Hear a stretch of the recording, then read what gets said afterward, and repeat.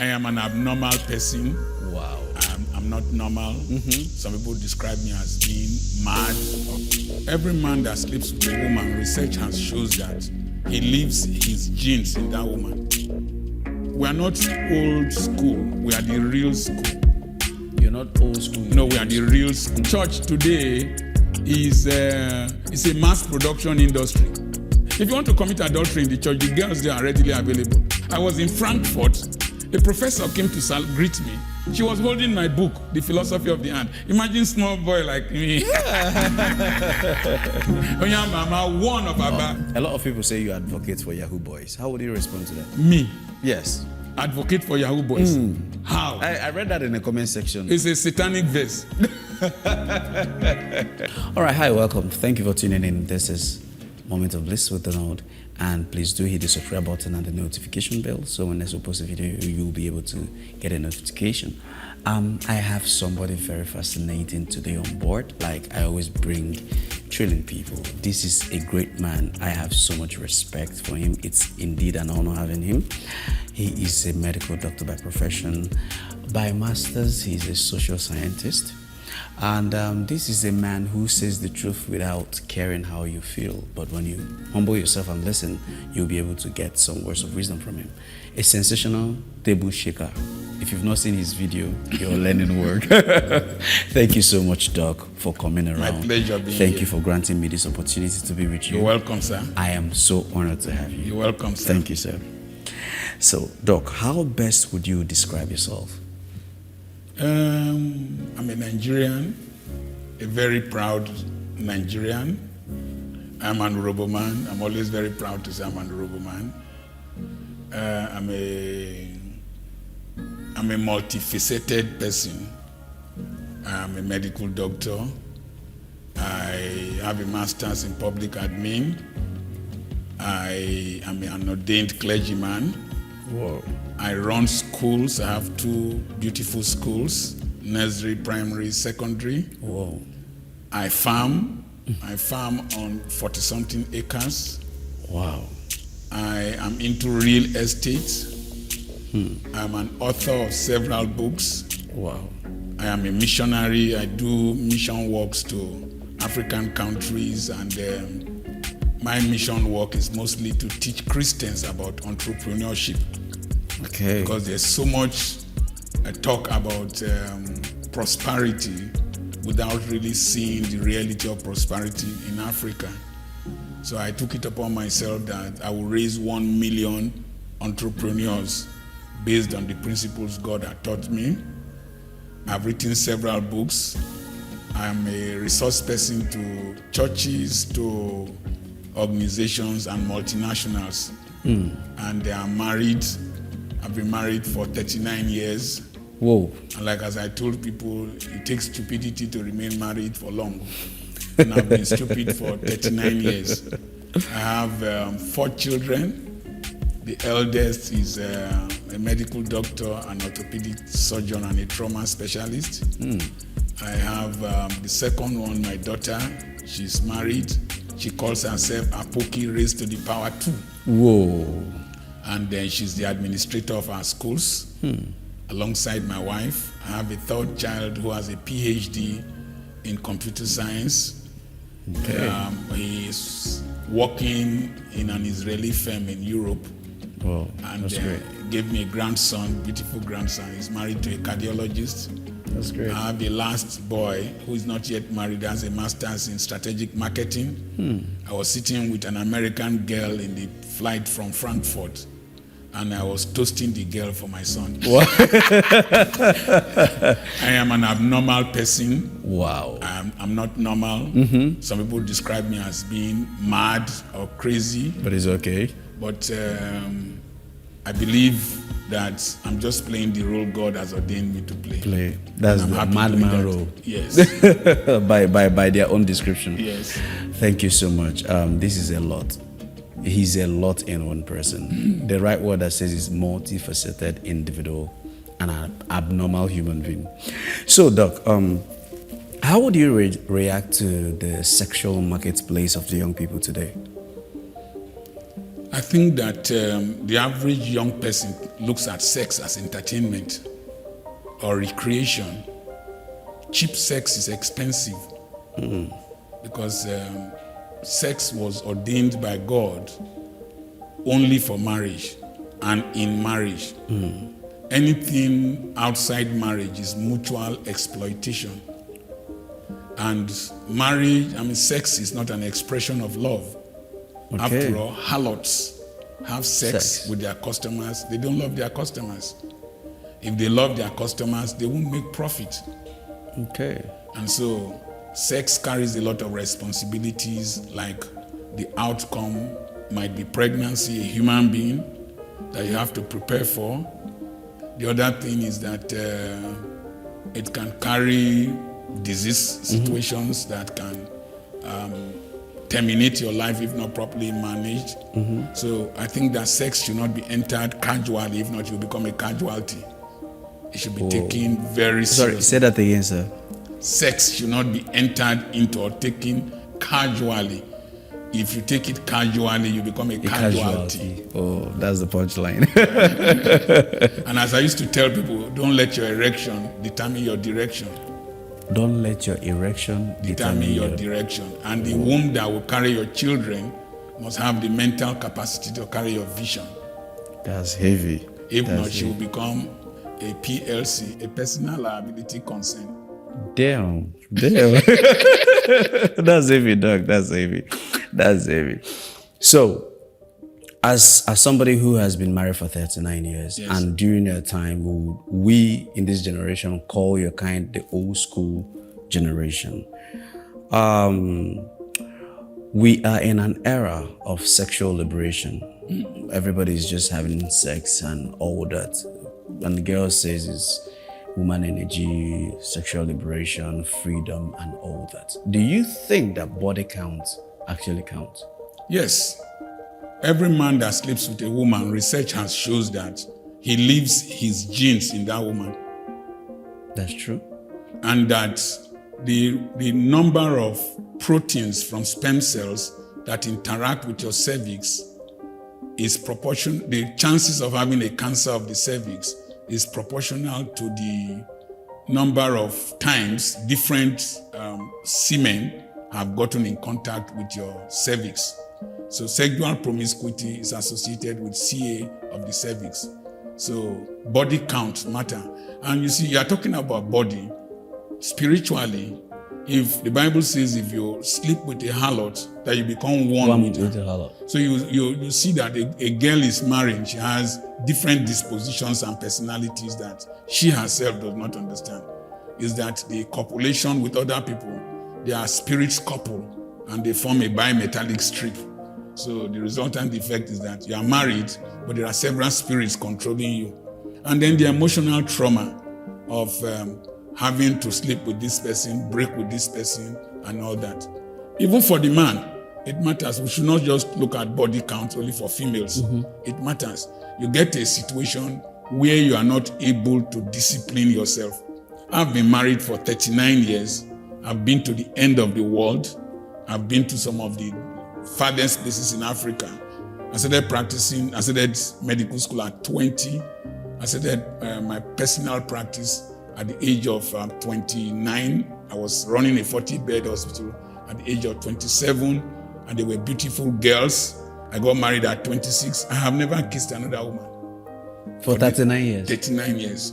Wow. Because I want to be responsible to myself, to my wife, to the youths who follow me, to those who watch me. We are not old school. We are the real school. You're not old school. No, we are the real school. And the reason why you've been faithful is because you want to be responsible to yourself, first of all. If a woman sees me, they respect me because they know I'm interacting with them not for anything. And I cannot strip myself naked for any woman. She's not worth it. I was in Dortmund and I was in the city center. People were coming to hug me, just salute me. One girl saw me, all said one worried girl. I'm very excited. my son was with me.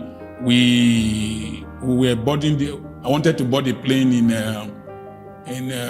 Dusseldorf, and people saw me in the airport. Dr. Apoki, our father, the man that says the truth. Then I got to Frankfurt. It was like that. Inside the plane, somebody hugged me. One other guy said, "It's our father, don't go near him like that, or if not, there will be trouble in this plane." And they were taking selfies with me and all that. The American girl sitting near me that I said I was toasting for my son. And I said, "What do you do? You look like a celebrity." That euphoria, that respect, that social orgasm is more than physical orgasm. The feeling is sex. The feeling of importance. Yes, sex is pleasurable friction. Pleasurable friction. It's just friction. And orgasm is the peak of pleasurable friction. And falling in love is a chemical reaction. It's the secretion of the love hormones. So I cannot, in the immediacy of the overflow of hormones, lose my future. My future is great. I see who I was with Callistus in the aircraft. I wanted to fly Captain Callistus. He just saw me, said I must do an interview with him. And I did an interview with him in the aircraft. And like that, people react to me. So my future is more than 5 minutes of copulation. Whoa. My integrity is more than 5 minutes of copulation. I have value for myself. And I take myself very seriously. Most of this sexual promiscuity, people don't take themselves seriously. I take myself very seriously. Very seriously. I was running my own practice at 29, where I was managing a 40-bed hospital, Royal Hospital, at number 4 Popo Road. There were young girls who were in nursing school. I was 27, but I could not bring myself to degenerate to that level. But I get tempted. I get seduced, because no matter how old a goat is, if you give yam to it, it will eat. Eat it. And old guns, still they shoot, they kill person. So me, I have to discipline myself, restrain myself, and take precautionary measures. What are the measures you took to save yourself from falling into such temptations? Number one, when I got born again, I grew up in a system that took that in the Aba area. I got born again under pastors that took Christianity very seriously. It's not this prosperity we are talking about now. Then we were using benches, but the power of God moved more than when we are using these padded chairs, because purity of soul and body was emphasized. If you committed adultery or fornication, you were excommunicated. It brought shame upon you. You were not celebrated, like as we are seeing now. So that environment where I grew up mattered in Igbo land. The next thing is that my father told me that any day you commit adultery, 1 year leaves your life. So I took my father very seriously. The next thing was that I have a responsible wife, a wife that has labored with me. I knew her when she was 19, I was 21. I told her I would marry her. I married her when she was 24 and I was 26. And she has built an economy with me, passed through a lot of challenges with me. It will be wickedness and the peak of selfishness for me to go and sleep with another woman. And then the consequences. If I sleep with one woman, and I was entering a hotel in Lagos, the receptionist was watching my video. So if I brought one girl there now, she will know. It would damage already, everything. yes. So I'm just looking at practical issues. And then this wife I have labored with, if I go and sleep with one girl, she'll go and deliver one child with table tennis bald head that will become a problem to my children that we have labored for. I don't like stress, you know. You don't like to mess things up? No. Just because of pleasurable fiction? No, I practice delayed gratification. I'm wicked to myself.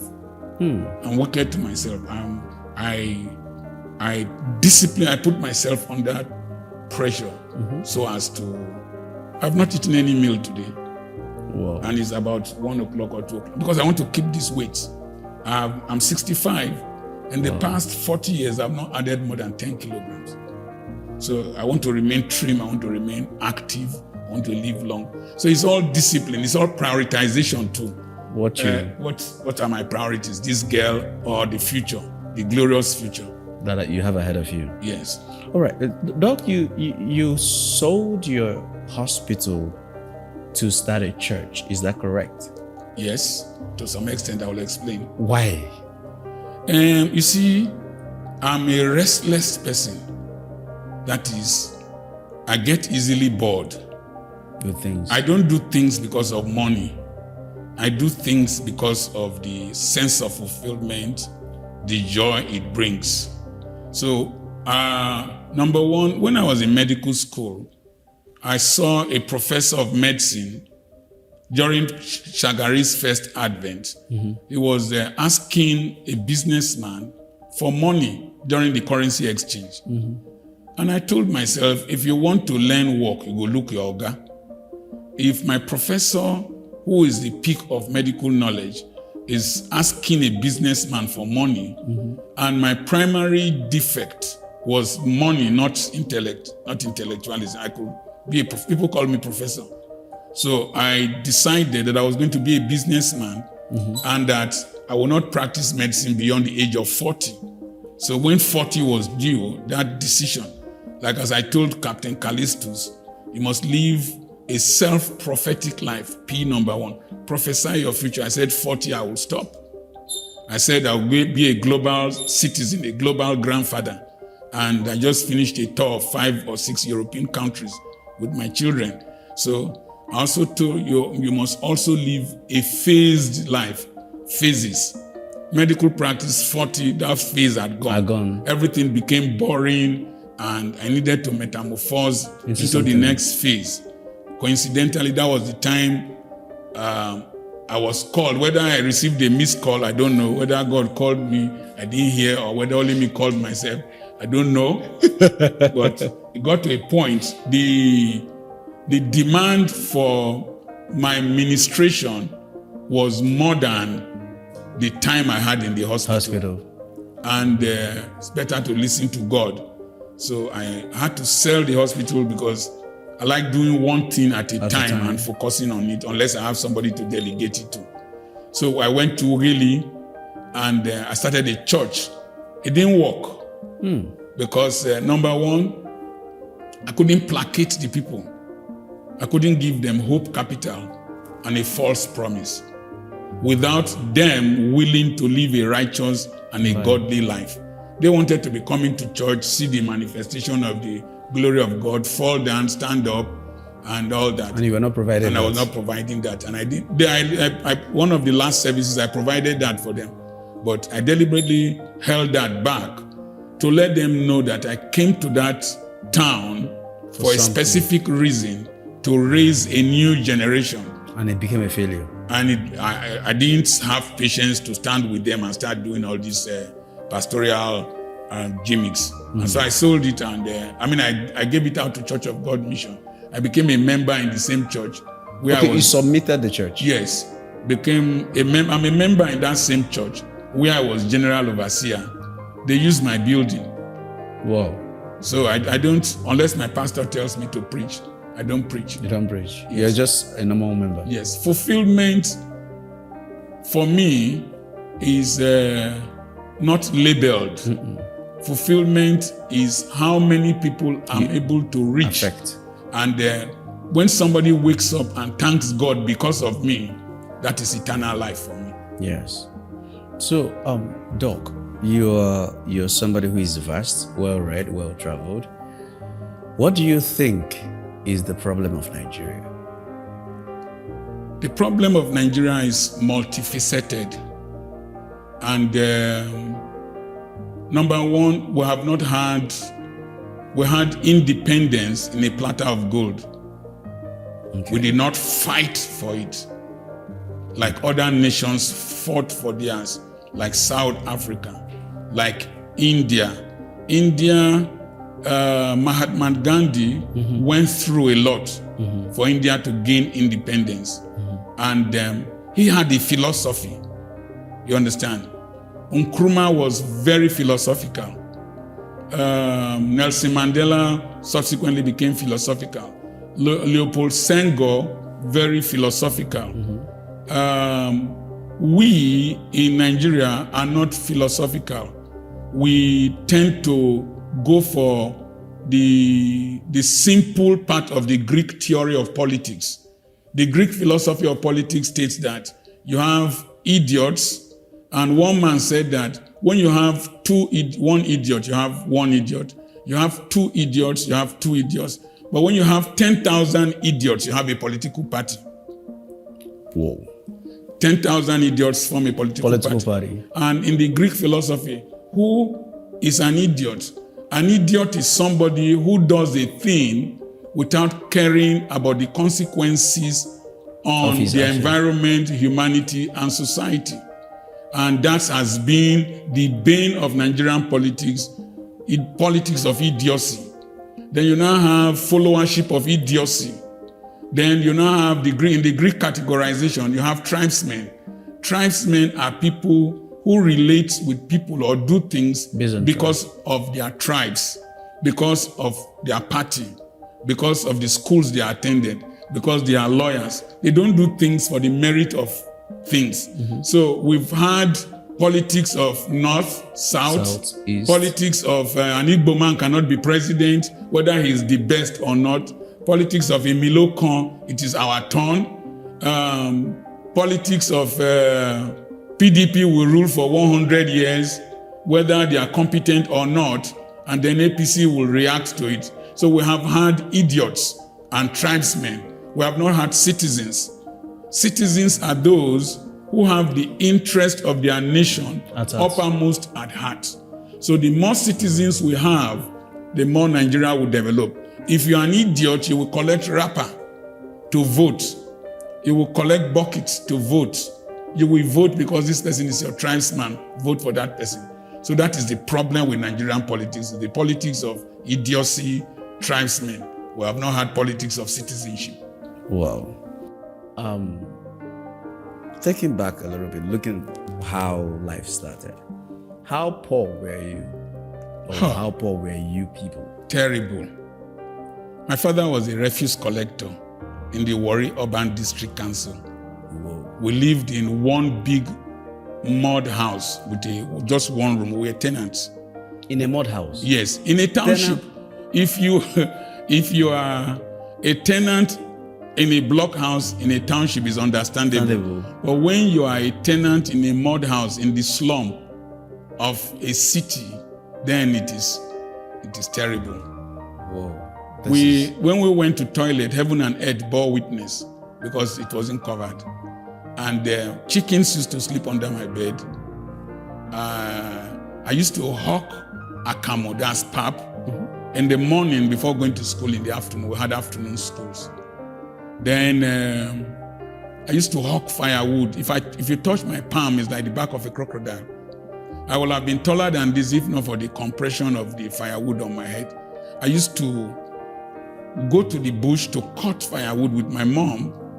When in 2012, when I went for my son's graduation in medical school in Europe, when I saw him with white children, I was the only black parent in the hall. I started weeping because I remember when during the raining season, when we go cut firewood, it would be raining from above, and the Niger Delta, there are rivulets called Igrogro. The water will reach you like this. Because I was small, it will reach my waist level. And you will be cold. And I will tell my mom that I'm cold. I will say, cross your leg. I will now cross my leg. Say, urinate on your body. I will now urinate on my body. The urine will keep me warm. But it also was beautiful. The golden colored urine will be flowing in the... So I could hardly pay school fees at government college, really. Thank God for social justice. And then when I went to FGC Warri for higher school, thank God for social justice. They gave us books at government college, really, and all that. Free? Yes. No, not free. We paid an amount, but they supplied the books because they bought from the publishers. They gave us uniforms. They gave us black shirts, gave us blankets, washed our clothes in the laundry, ate beautiful meals. We had a swimming pool in school. So, wow. But when I was to go to FGC for higher school, there was a day I didn't have passport photographs. So I had to cut group photographs that I took to make the passport photograph. Cut yourself out of it. And then I got to FGC Warri. I didn't have money to come back with taxi. I trekked back. And it was terrible. But the government provided social justice. That is, we had a fair. We were paying 80 naira school fees at FGC Warri. 80 naira, you paid 30 naira. Then I think you paid 50 naira. And they were giving us chicken, they were giving us Quaker oats. 80 naira. 80 naira For school fees. So, and the tragedy where I get angry is that those of us who enjoy these privileges are the same ones who are destroying this country. In those days, if you were going back home, they paid your transport fare if you were coming from the north, if we were coming from anywhere outside Warri at FGC Warri. The school pays your transportation. The school gives you transport money to go back home. In this Nigeria? In this country.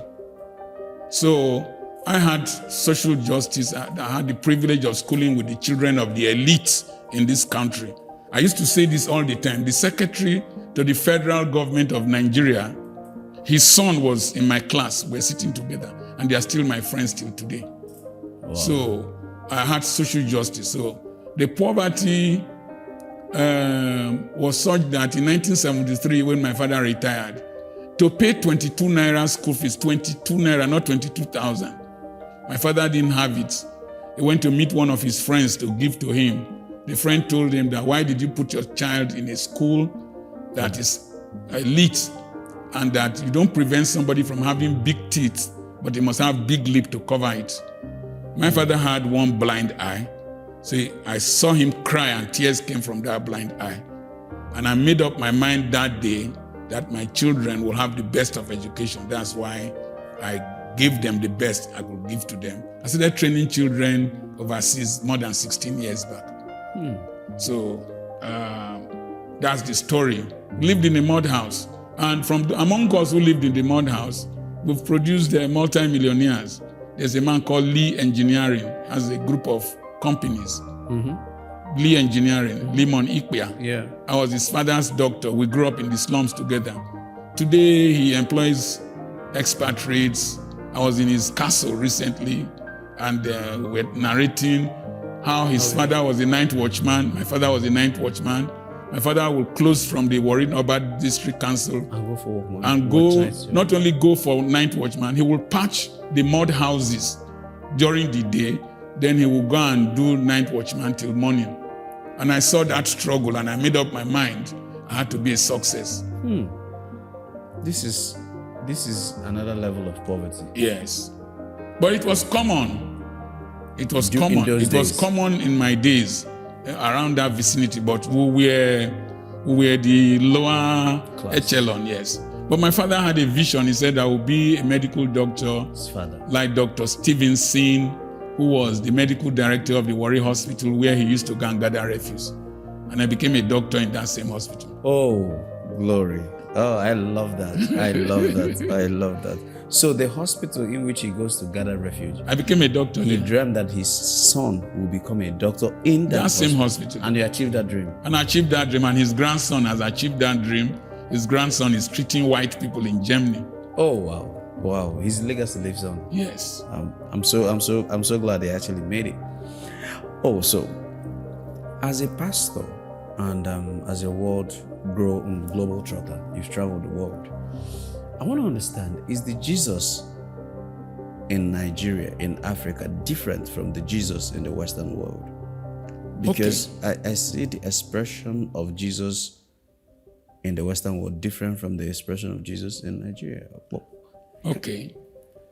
When a message leaves one place to the other, it gradually changes. In a Bible school, they formed a line. That's the effect of reported speech. Yes, they formed a line, and then they told somebody, they whispered something to the first person. By the time it got to the last person, the message is totally different from what they whispered to this first person. So Christianity left Israel, came to Ethiopia. Ethiopia was the first Christian state from the Ethiopian eunuch. then subsequently went to Europe. It became an institution. The state and religion were not separate. They married themselves. Then it went to America. It became entertainment and commerce. Then it came to Nigeria.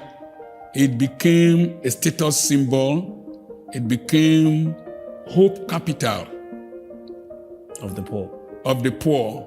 That this is your year of this is your year of that. But there are we negated the principles because the Bible is it's a book. You have the Old Testament, you have the New Testament. The Old Testament has the sociology of the Bible. How to buy land. Abraham bought land and collected receipt from Ephron. That's where Hebron is today. Jeremiah bought land. The woman, the Shunammite woman, had property, and when she came back, her tenants were evacuated, and she collected her rent. Isaac planted in the land, not gave offering. He sowed in the land because his father bought land, dug wells. You understand? And so there are key principles in the Old Testament that we negated and concentrated on the spirituality of the New Testament, negating the fact that we in Africa, in Nigeria, we are still an agrarian community, or a community quite like the Old Testament days. So we took American Pentecostalism, bastardized it here. So the Jesus is the same, but there is dispensational relationship with a message. Okay, if you see that in the time of Elijah, Elisha killed slaughtered his 6 yoke of oxen to go into ministry. But in 2 Kings chapter 4, Elisha was now asking the wife of the prophet, what have you of sale value in your house? That is, the man Elisha went into FULL time ministry. Elisha now was asking this man, are you in woman, did your husband do FOOL time ministry, Mumu time ministry? In this dispensation we live in, we can't run ministry the way the people before us ran it, of just depending solely on the people to give. Today we have donor fatigue. The people are tired. They've given and given, they've not seen results. And then the people who are giving are not seeing the improvement on their lives, but they are seeing the improvement on the life of Dr. Apoki and his friends. And then they have started questioning. And it is the questioning that is making Jesus look different here. And in the process of preaching the gospel, thinking that the rapture was coming very fast, we did not emphasize the things I said earlier on. You understand? And then the people now are questioning, where has this taken us to? Just as they questioned Jesus, after we've left all this, what is our own benefit? So Jesus gave them an answer: you will get here on earth, then eternal life. But we are concentrating more of what the people can get here on earth. We are no longer teaching about eternal life. And then it's like a commercial transaction. And people, let me say this. People say, I attack the church. I don't attack the church. The church is a heavenly gathering of saints. What we have, the four walls, is an organization. It is not an organism.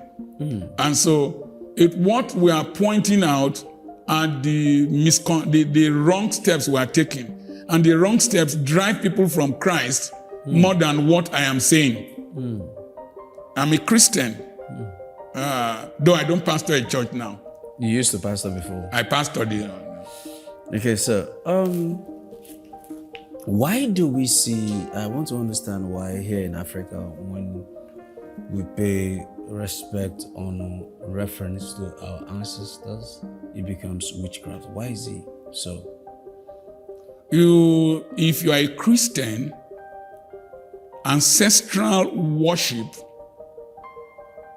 does not sound biblical. It's not biblical, because the man that is dead cannot influence you. He's dead. After death, judgment. One of my friends, they told him that his father was appearing in a dream and he was complaining to his uncle. He told his uncle to go and warn his father that the problems he left behind, he has not finished solving them, that he should not appear in his dream again. So our ancestors are dead and gone. You understand? I honor my grandfather Apoki by making sure I represent him well. In Madagascar, they wake up the dead. I mean, they bring out the embalmed dead, redress them again, and parade the streets with them in Madagascar.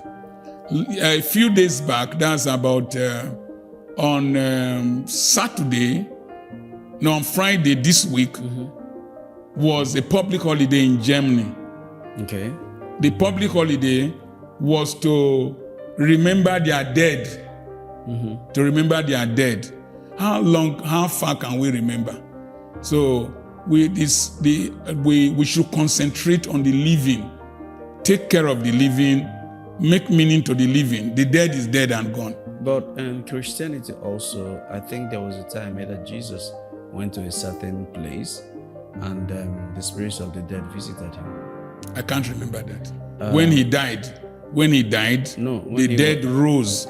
When he was alive, he went to a mountain to pray.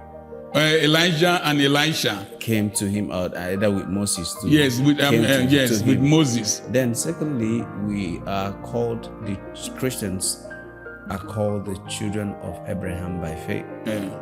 Peter and Paul, Matthew, references, oblations are paid to them, respects are paid to them. Most times I've been in a church where the pastor say, and Apostle Paul is here.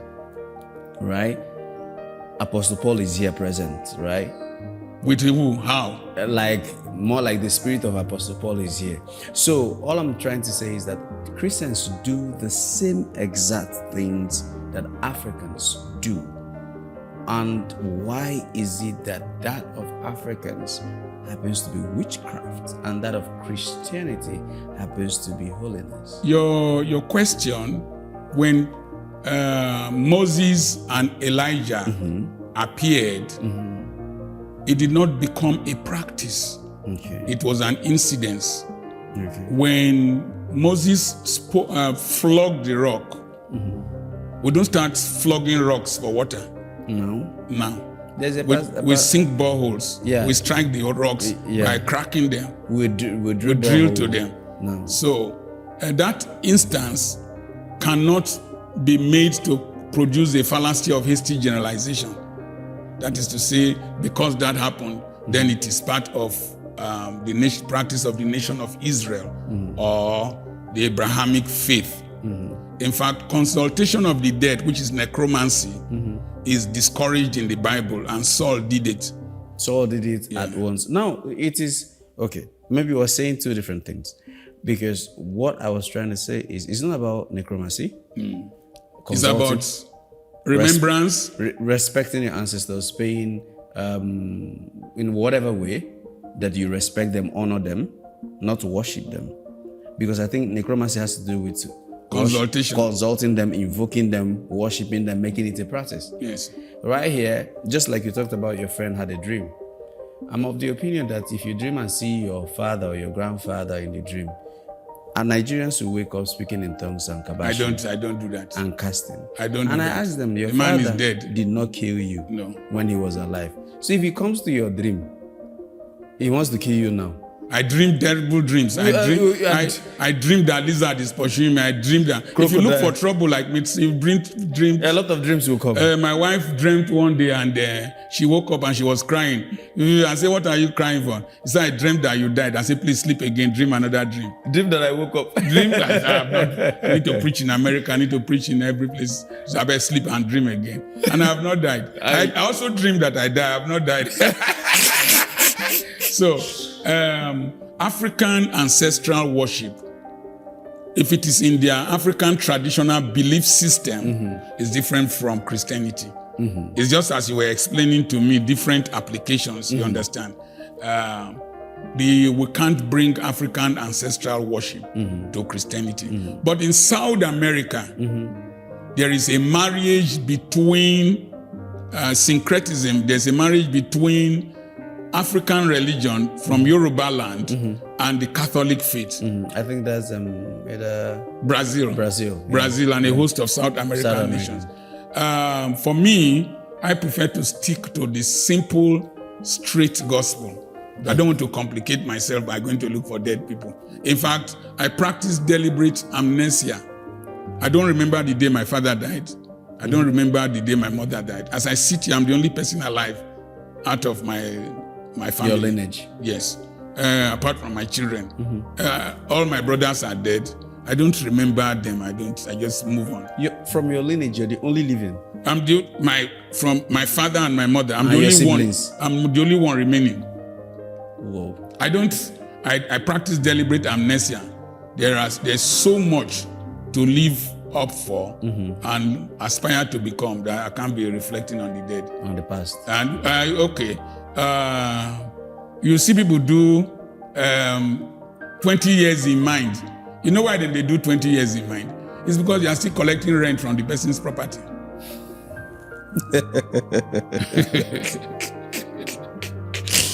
All right. So there is a social activist that said that VDM is a necessity. Yes. What do you think? Do you think that VDM is a necessity? There's a video I'm going to do. It is called anosomnia. It is when you can't smell again. And I went to the internet, I Googled that when you stay in an odorous environment, a smelling environment, that a time comes, the epithelium, that is the lining of your nostril, is the molecules of the odor. They impregnate it to saturation. It has no space to receive new odor.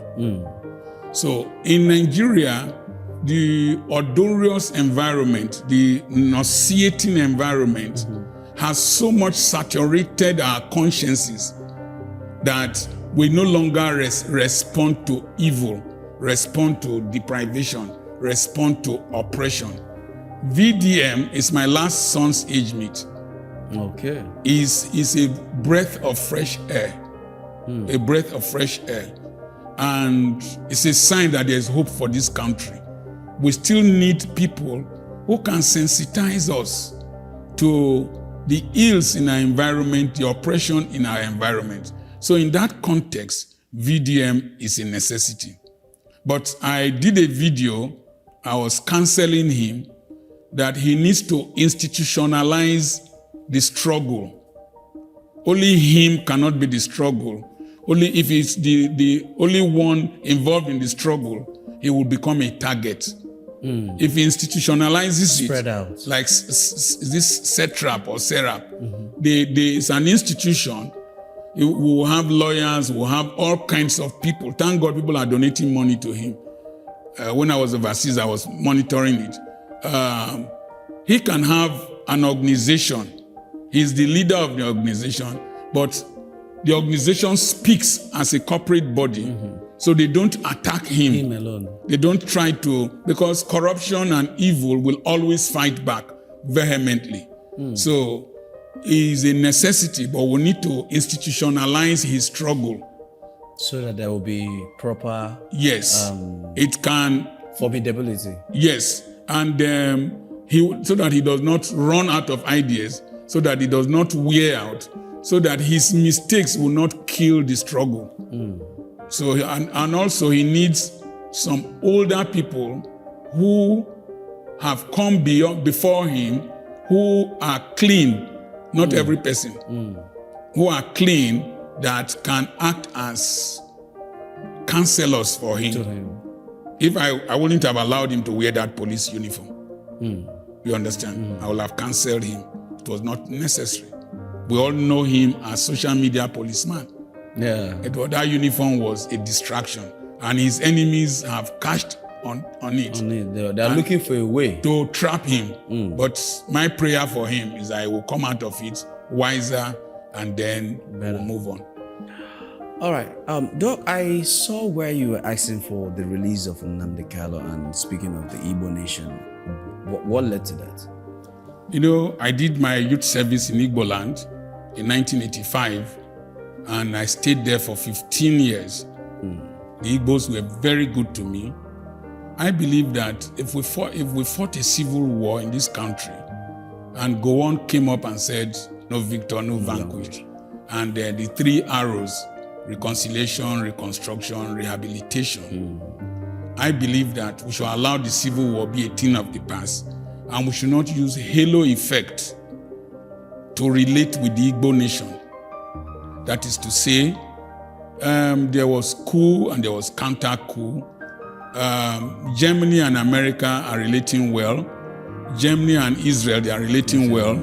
There had been a lot of bloodletting in the past of human history. But there is a time you need to move on. America threw 2 bombs in Hiroshima and Nagasaki during the Second World War. But America and Japan, they are pali-pali. A lot of Japanese are in America. Yes, pali-pali. So I believe that Nnamdi Kanu was a product of a vacuum, product of necessity. When the herdsmen were terrorizing farmers in the East, the Eastern governors and most Eastern leadership are usually slow to react and to defend their people. And Nnamdi Kanu cashed on that open space. Nnamdi Kanu is not the first person to agitate for Biafra. There was Masop, who was Zulike also. There was Masop. But that time, there was no violence, real violence by another tribe who are not indigenous to the East. In the book written by Lord Lugard, The Dual Mandate, he published it in 1922. He said that was 8 years after the amalgamation. He said by virtue of the amalgamation that Fulanis can now bring cows to the East. The Easterners had their own cows, Ehi or Ehi. So Nnamdi Kanu filled that vacuum, and the aspiration of the Igbo youths, most who were not born before the Civil War. And Nnamdi Kanu was arrested, taken to court, and granted bail, but his house was invaded. You do not expect him to wait for them to kill him before. So he escaped and went overseas and continued his agitation there. So he was a product of circumstances. He was in Kenya, then you brought him, kidnapped him here. Now, the same Nnamdi Kanu kind of struggle, Igboho started it in the West. In fact, people invaded the Oyo State House of Assembly, Oyo State Governor's House, and raised a Yoruba flag. Igboho was escaping just as Nnamdi Kanu escaped, and was caught in Cotonou. And he won a case just as Nnamdi Kanu won his case. And he was asked to be released. Igboho has been released. He has gone to number 10 Downing Street to present a petition to the British government. The same time, after Nnamdi Kanu, a Meiti Allah leader was arrested and released, but Nnamdi Kanu is still in detention after the Supreme Court has said that he should be released. So I consider it injustice. I did a video on why do you hate Igbos in their own country. I believe that holding Nnamdi Kanu in prison is unwise, because the economy in a president is a president because of the interest of his citizens. There is an agitation in the East that every Monday commercial activities don't open. That is a big economic loss, because I know how much money takes place in Onitsha, Aba, Owerri every Monday. And then there is so much bad blood between the federal government, the indigenous Igbos, not our leaders. The leaders are pali-pali against the federal government. And there is a sense of alienation that the Igbo man feels in this country. more especially when I know that Peter Obi won the election. I know that the victory was stolen from him. It further agitates the Igbo mind as if they are not needed in this country. Therefore, a wise president will release Nnamdi Kanu. You can release him one way or release him another way. You Shugabanize him. Shugabanization is the wisdom of Shagari when Shugaba of GNPP was giving Shagari problems. And Shagari realized that he was from Chad or Niger Republic. 12 midnight, Shugaba was woken up in the north and carried across the border.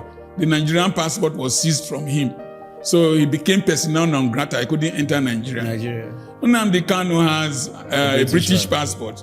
Why don't you carry him to where you brought him from? And drop him there, give him money. You can be wise enough and be smart that he escaped, and then he will be a hero. You know, governments don't tell the truth. Yeah, he can be a hero in the sight of his followers. And I've listened to him recently. He's not preaching violence in Igbo land anymore, or maybe even never preached violence. So I believe that releasing Nnamdi Kanu will bring peace to the east, will bring reconciliation to the nation, will bring acceptability to this government that most people feel that he didn't win the election. I think it's just wisdom. It's not every fight you fight. And when you want to fight, you must be very careful. Don't fight somebody who has nothing to lose. Sometimes you have to apologize to some people who have nothing to lose to maintain your sanity. Sometimes you have to apologize to people who have nothing to lose. Even if you are correct. To maintain your sanity. And because you will never win them in that. No, fighting with somebody who has bitterness against you, you will never succeed in it. Can never placate him. The next thing is that when you fight somebody who people feel you're already oppressing, you are seen as a very wicked person. Social sympathy is already on yes. All right, sir. So moving to Pentecostalism. You don't come again. Few months or few weeks ago, there were trends of testimony that made virals. Yes. And a certain mantra became, I am a chosen, are you a chosen? And that trend went on with that. Do you think, and it's just because this one was the one that trended and we've seen a lot of practices in Pentecostalism. You're trying to say, what do you have to say? Because you were a former WGO and currently a pastor, an ordained man of God. You see, we, like Charles Awuzie, will always say, there is nothing any person is doing on TV that we didn't do, that we didn't see. I could be preaching, my interpreter will fall under the anointing. And then you go there, you pick the microphone, you will fall. If you hold me, if I say Jesus, you will fall.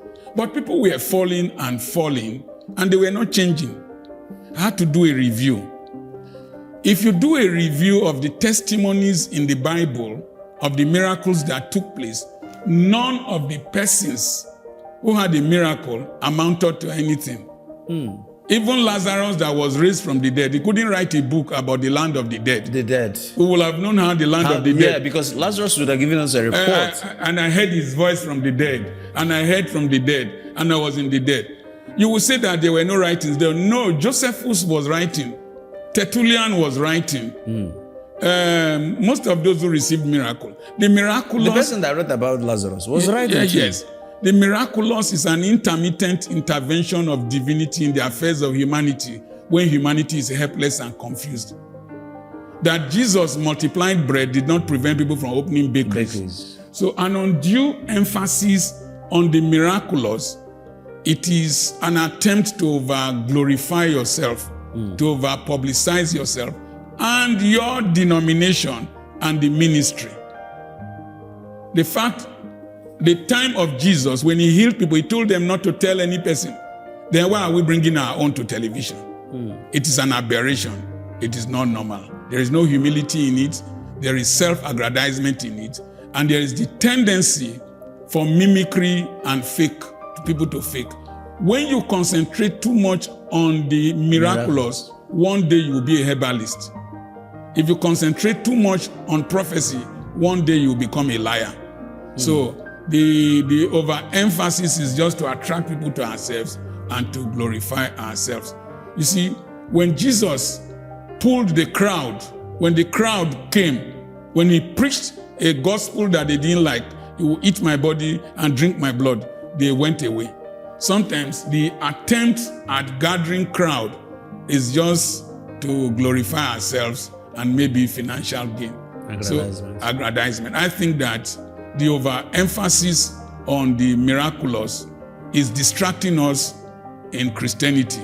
And when you attach miracles to particular things, maybe an apron, anointing oil, you just, Dr. Apoki gave me his handkerchief, and all that, it's idolatry. That's another Jujuism. It's another.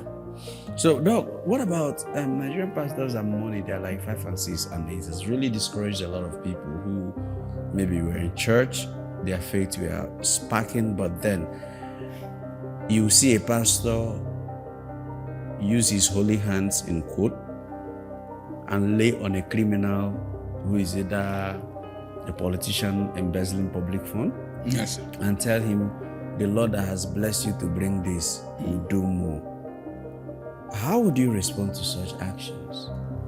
Number one, on a fair note, the pastor is not the DSS to know whether the person stole the money. No, Doc, in a situation whereby I was your member, and all of a sudden... I've heard testimonies. I've heard testimonies like that. The people subsequently became charged for corruption. Overnight. Yes. They made me a commissioner. Yes. And I'm sowing seed of 50 million. Don't go into details so that it will not be associated with any person. Let's just do a blanket discussion.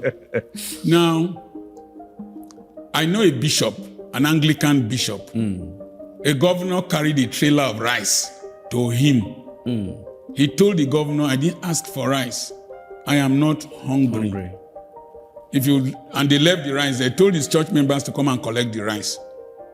You understand?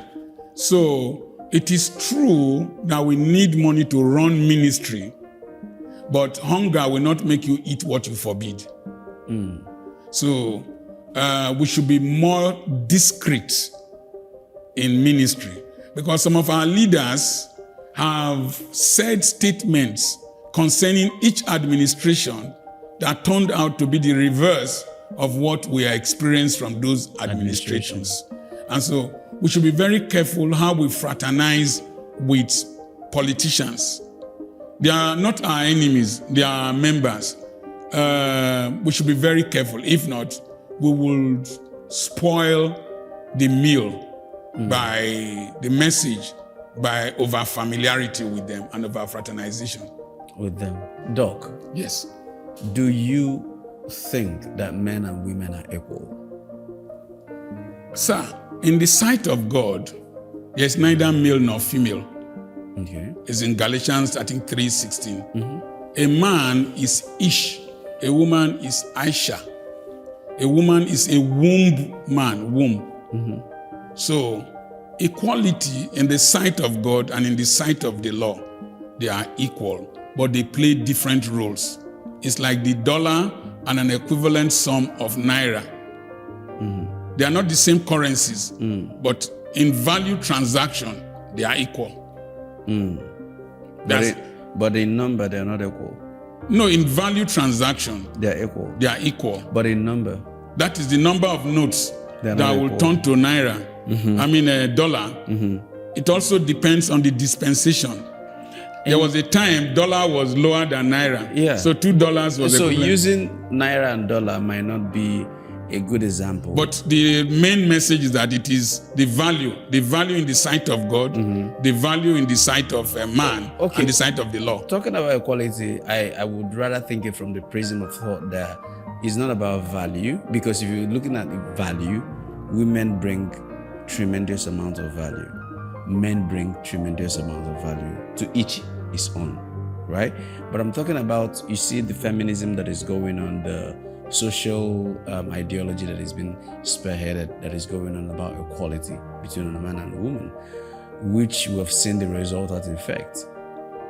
On that premise of thought, general equality in the marketplace, in the workplace, then at home, which is where it is the capital thing. do you think that a man is equal to a woman or a woman equal to a man?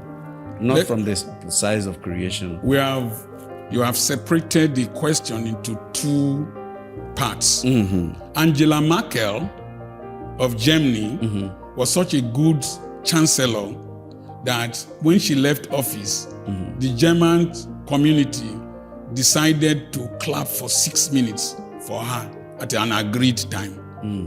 She had a husband. As a chancellor, she had exceeded what her husband has achieved. But being married to that man, answering the name of the man, her achievement is also the achievement of the husband. For the husband to have enough common sense and value to marry her makes him a good man. For the man not to have caused any scandal, it makes him a man that should be respected. Any known scandal is a man that should be respected.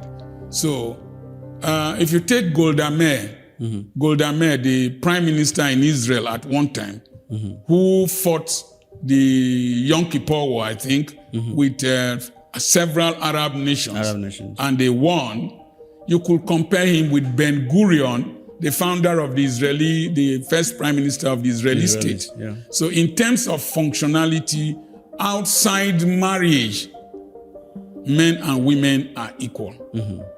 But when it comes to marriage, there is an organogram. The organogram is for functionality and for excellence. The functionality in marriage, God is supreme. The man is representing him as a king and a priest, and the wife is like the body of the man that has to be catered for, loved, and treated with respect. Okay, so in the organogram of marriage you get the man God, is at a higher pedestal. God, man, then the woman. Woman. Okay. But in the Western world, it is children, it is wife, children, wife, pussycat, dogs, plants, then before you see man. So, but let me also tell you, if you want to be a feminist and you don't want to be under a man, don't marry. The best feminists should be the best wives. Knowing, the Bible says a wise woman builds his house. It says a woman of virtue is an investor, does this, does that. So if you are promoting the values of womanhood, you should be the best wife. But the interpretation of feminism is just wokeness, not actually feminine energy. The resultant effect is a lot of divorce that have taken place. Yes. So I don't support feminism in that aspect. Of wokeness. I was a guest speaker. Total Energy, Total EP invited me to speak to women from their areas of operation in Rivers and Akwa Ibom State in Port Harcourt during one Women's Day celebration. The theme was, I choose to challenge. I told them that I choose to challenge is not to confront men. Like the British police have said that Nigerian women should stop reporting their husbands. You understand? So I choose to challenge is that I choose to challenge things that are detrimental to myself and to my children and to society. And I gave an example of my mother-in-law. When my father-in-law died, I had not known my wife. She was just entering class 2. And she stopped school because of the death of the father. And they were now sharing things like people like assets. You understand? The wife to go to this person, this to go to this person. Then my mother-in-law, a tall, huge woman, stood up. He said, all these ones, you are sharing property. What of my daughter that has been at home, has not gone to school? What will happen to her education? She chose to challenge that decision. And they said that we don't train women, that if we train women, we train them for their husbands. And my mother-in-law said, how much is the school fees? And they said 60 naira or 60 pounds. She said, I will pay. And she trained my wife. Today in that community, the biggest building in that community was built by my wife and I. And when she died, the kind of burial ceremony. I don't like burial ceremonies, but because of that insult, we put our feet down, and they were saying, who said they should not train women? Are you following what I'm saying? Yes, I'm following. She chose to challenge the status quo and challenge herself, not to be confrontational, When a woman is brash, she doesn't have value. The beauty of a woman is in softness. The feminine energy. Yes, and they can control you. They control us. Definitely. They control us. A primate also, they went for a synod. And I think he said that if your wives control you, stand up. All the Anglican priests stood up. One of them with a 5G wife, fat wife, refused to stand up, a canon. Primate now said, Canon, does your wife not control you? Say she does. Why didn't you stand up? Said with a very pathetic voice, I wanted to stand up, but she told me to sit down. She even controlled him, even in the church. Okay, so why do men cheat? Why do men cheat? Number one, indiscipline. Number two, cultural values. Number three, influence of companionship. Number four, lack of wisdom. Number five, lack of understanding of the woman, of the wife, about the sexuality of the man. Men are enticed by what they see. And in the streets today, breast, buttocks, and bodies are all over the place. Even in church, people come to weddings with breasts saying, I am coming out. So men are enticed a lot. Number two, men think that when you cheat, when you follow women, that you're a big guy. No, you're a fool. As for me, you're foolish. You don't. Then women who are married to men who are in activities that release a lot of adrenaline, noradrenaline, testosterone, and cortisol. These hormones are sexual stimulants. An evangelist, most likely, after preaching, he will be sexually aroused when he wakes up in the morning. Because he's an active person. Yes. Trailer drivers, soldiers, and all that are into activities that generate hormones, sexual stimulating hormones, they are male hormones, are more sexually active. So what the wife does is to detoxify the man. You give him enough before he goes out. When he's coming back, you give him enough. And then create a memory in his mind. When you create a memory in his mind, he will be thinking of that memory as the day goes by. As it goes. Then men should learn. I told you I wanted to stay in the hotel with Ado. You understand? And then I have chaperones. I have people who stay with me. Because one day I was with Pastor Abraham. We were in a suite, and a woman saw him outside. That can he come to her room to discuss with him for 5 minutes? Until today, I'm still trying to understand what he needed him for, whether to plan against me, because I don't see any reason. She was much older than Abraham. I was in a hotel room with my wife, a suite at Warri, and I went downstairs to collect something. As I was taking the lift, a girl entered the lift. Said, which floor? I said, second floor. I thought she walks there. Then, she stopped on second floor. I entered my suite, and she was spying me. After some time, I heard a knock on the door. I said, who is that? I always leave that chain on. Who is that? He said, it's me. I said, who is me? He said, my friend, your friend in the lift. What can I do for you? He said, your room looks fine, because everything in the room was bluish, with bluish light. I said, no, you can't come in. My wife is here. So she didn't come in. But they do that. One time I was with my wife at a coup in a hotel. Somebody knocked late in the night. Who is that? He says, Lovette. I said, no, you can't come in. I was with her somewhere else in Benin, and somebody called. Said, can I come and spoil you? So even at my age, I get tempted. And people want to do things with me. But I chaperone myself, either with my wife, I travel with my daughter, or in every city, I have people I call to come and stay with me. Because lead me not into temptation is better than deliver us from evil. Lead me not into temptation. And then there is something with musical stars. When you finish singing and you finish performing, the dopamine level It's high. when it's high. Then suddenly it starts dropping, and you need another high To maintain it. Yeah, sometimes it's either drugs or women Or women. or cars To maintain it. to maintain it. So that's why men cheat. And then some of them are just wicked people. You can do everything I've said, they will still sleep with house girl. They are narcissists. They only think of themselves. They don't consider the feelings No, of the they next don't person. take the feelings of others.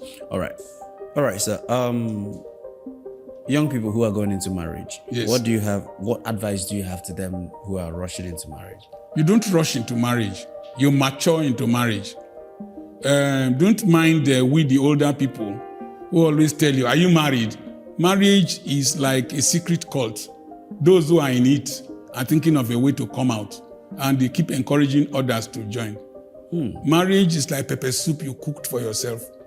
It's not the way it is sent in that it tastes in the mouth. When you put it in the mouth, sometimes you sneeze, sometimes you shed tears, sometimes you see bone. You need to drink water. So I advise people that marriage is not love. Love, as I said earlier on, is a chemical reaction. Marriage should be for the following arrows. Arrow number 1, responsibility. Arrow number 2, relationship. Arrow number 3, relationship, like as you asked that question, I said there's an organogram. This is my husband and this is my wife. Relationship, how you connect. Then it is for respect. Respect is to have value for people's ideas, feelings, and opinions. Then it is for reproduction, not necessarily of having children alone, but replication of yourself. When I saw my son in his hospital, when we went there, somebody saw him, a Lebanese doctor. He introduced me that I'm his father. The Lebanese doctor said, Mimi, I was happy that somebody is applauding, giving my son accolades. My daughter will tell you, I am Apoki raised to the power. 2. Will tell you, I'm not called though. It's my father that is called. If you mess up near me, I show you fire. So I have been able to replicate myself. And then the relationship is not only between yourselves, another arrow. Relationship between God, between yourselves, between your children, between society and the future. That's perfect. So you don't just marry, as I explained somewhere, that you don't marry curves because we are doing BBL now. We'll enlarge this, enlarge that. No, those ones have expiring date. But the brain of a woman has no expiring date. When you marry character, capacity, competence. How does this person complement me? Are you following what I'm saying? Then before copulation comes in. Before copulation comes in. But in these days, we have copulation. We put the horse before the cat before the horse. So we are running backwards.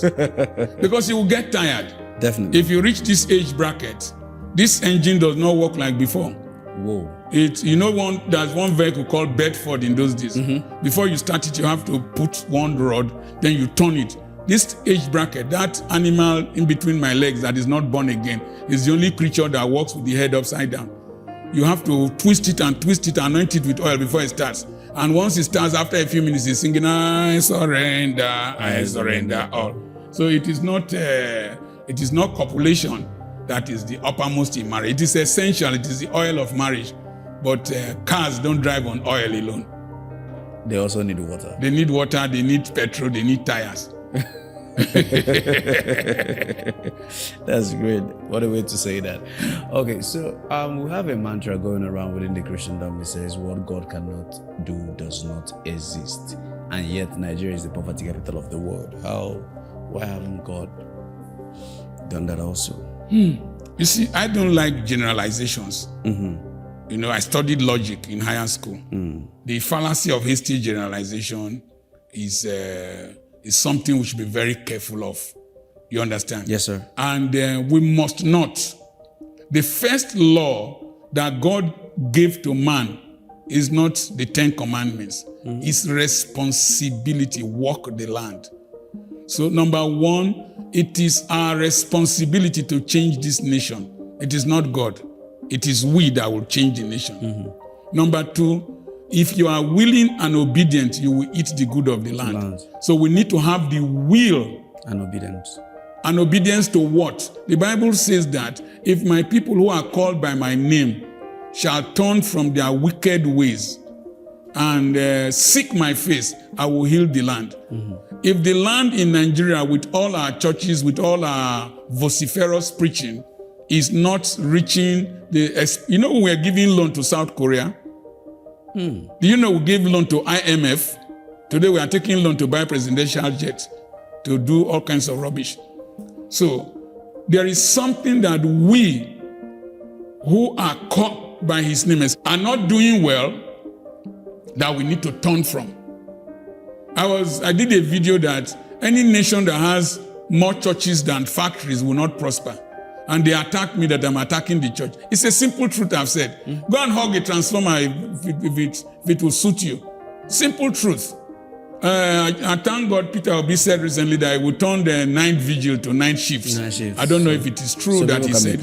So that people can be productive. We are spending too much energy in this our aggressive Christianity without contributing, without being productive. I give you two examples that will vindicate me that I am not against the church. I am against stupidity in the church. The Onitsha diocese of the Catholic Church has 5 hospitals, big hospitals. Just like 60% of the bed spaces in China, in Germany, are owned by the Catholic Church. Just like Caritas and the Catholic Church has the biggest social service and health providers in the world, more than any government. Just like the 10 biggest hospitals in America are faith-based hospitals. Are you following what I'm saying? Yes, sir. So, just like the Nnewi diocese of the okay, let me finish with the Onitsha Catholic diocese. They have schools. They are into oil and gas. They have hospitals. They have so many things. Just like the Nnewi diocese of the Anglican Church. The Nnewi diocese of the Anglican Church sells rice from their farm at a lower rate than the prevailing rate.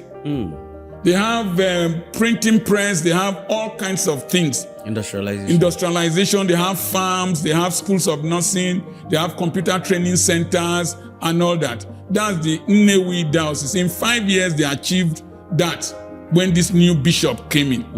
Then, just like the Maris brothers in Uturu,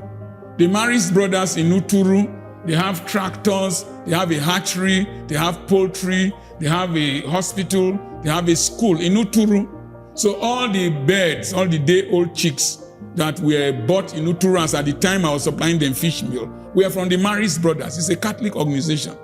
So the missionaries came with Onitsha Hospital. They came with Baptist Hospital Eku, Bishop Shanahan Memorial Hospital, Urakpan Hospital, several hospitals. They came with Hope Waddle and all that. So the church should concentrate their energies not only on praying, shaking your head like a concrete mixer. They should concentrate on productivity and at the same time spirituality. The blend will do very well. Then I want to say that those who built America were Christians. Princeton University, the president at one time was Jonathan Edwards, the man who preached sinners in the hands of an angry God. And people thought that the earth was going to open and swallow them. And then by the time he died, his children, grandchildren were big men in America. Harvard is named after a pastor who donated his library. And so we must start playing roles. People will now ask me, Dr. Apoki, what role are you playing? I run 2 big schools and I employ more than 100 people. I farm. I am building a polytechnic. I'm opening a totally new city in my real estate with people from the diaspora buying land and whatever. So I'm contributing my own quota. I'm giving loans to What would the city be called? the city, Gloryland City. Why Because not? a pastor who lived in that forest before I started buying. I would have preferred Apoki City. No. I have so much that people will remember me for. I was in Frankfurt. A professor came to greet me. She was holding my book, The Philosophy of the Ant. Imagine small boy like me. Onya mama, one of Aba. Doc, can a woman be satisfied? A woman, it depends on the area of satisfaction. I just wrote a book titled Understanding Women. Okay. The first mistake in the Garden of Eden was, I want to be like. Eve wanted to be like God, which was a satanic thing in heaven. The first thing that Satan wanted was to damn God, was to replace God. So I want to be like. You will see the fashion trends of women.